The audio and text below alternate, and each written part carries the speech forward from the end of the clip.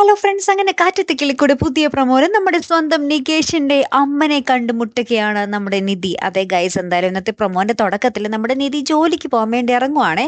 അപ്പൊ അച്ഛൻ പെട്ടെന്ന് ഒരു കുന്ന് പടക്കമൊക്കെ ആയിട്ട് വരികയാണ്. എന്നിട്ട് പറയുന്നുണ്ട്, ഈ എന്റെ വീട്ടിൽ നിന്ന് ആദ്യമായിട്ട് ഒരാൾ നല്ലൊരു ജോലിക്ക് പോകാൻ പോകല്ലേ, എന്റെ മോള് ജോലിക്ക് പോകാൻ പോകല്ലേ, നാലാൾ അറിയണം, അതിന് പടക്കം പൊട്ടിക്കണം എന്ന് പറയുന്നുണ്ട്. എന്നിട്ട് നികേഷ് പടക്കമൊക്കെ പൊട്ടിക്കുന്നുണ്ട്.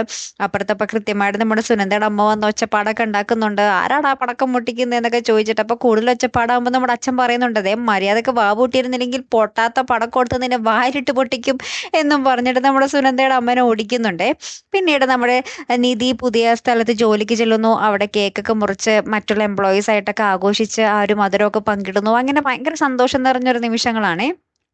പിന്നീടാണ് നമ്മുടെ നിധി ജോലിയൊക്കെ കഴിഞ്ഞ് തിരികെ ഒരു ഫ്രണ്ടിനൊപ്പം റോട്ടിലൂടെ ഇങ്ങനെ നടന്നു പോകും വഴി ഒരു പെണ്ണായിട്ട് ഇങ്ങനെ കൂട്ടിമുട്ടുന്നുണ്ട്. ശേഷം നിധിയുടെ കുറച്ച് സാധനങ്ങളൊക്കെ അവിടെ നിലത്ത് വീഴുന്നുണ്ട്. അത് എടുക്കാൻ വേണ്ടി ഇങ്ങനെ കുമ്പിട്ട് നോക്കുമ്പോഴായിരിക്കും ആ കൂട്ടിമുട്ടിയത് വേറെ ആരുമായിട്ടല്ല, നമ്മുടെ നികേഷിന്റെ അമ്മയായിട്ടായിരിക്കും. അങ്ങനെ നിധി ചോദിക്കുന്നുണ്ട്, നികേഷിന്റെ അമ്മയല്ലേ എന്നിങ്ങനെ മുഖത്ത് നോക്കി ചോദിക്കുന്നുണ്ട്. അപ്പൊ അവര് പെട്ടെന്ന് പരിങ്ങി ഒന്നും മിണ്ടാതെ പോകുന്നുണ്ട്. ശേഷം നിധി വന്നിട്ട് ഇക്കാര്യം അച്ഛനോട് പറയുന്നുണ്ട്, ഞാൻ നികേഷിന്റെ അമ്മേനെ ഇന്ന് കണ്ടായിരുന്നു എന്ന് പറയുകയാണ്. അപ്പൊ അടുത്ത് തന്നെ നമ്മുടെ നികേഷിന്റെ അമ്മ കൂടെ നമ്മുടെ കിളിക്കൂട്ടിലേക്ക് വരും. അങ്ങനെ അമ്മയും നികേഷും തമ്മിൽ കണ്ടുമുട്ടുന്ന ആ ഒരു സ്നേഹപ്രകടനമൊക്കെ നടത്തുന്ന ഒരു കിടിലൻ രംഗങ്ങൾ തന്നെയായിരിക്കും കൂട്ടുകാരെ നമ്മുടെ കാറ്റത്ത് കിളിക്കൂട് പുതിയ ഇനി വരുന്ന എപ്പിസോഡുകളിൽ വരാൻ പോകുന്നത്. കാത്തിരിക്കാട്ടോ. അപ്പൊ അടുത്തൊരു വീഡിയോയുമായി വരുന്നത് വരയ്ക്കും ഗുഡ് ബൈ.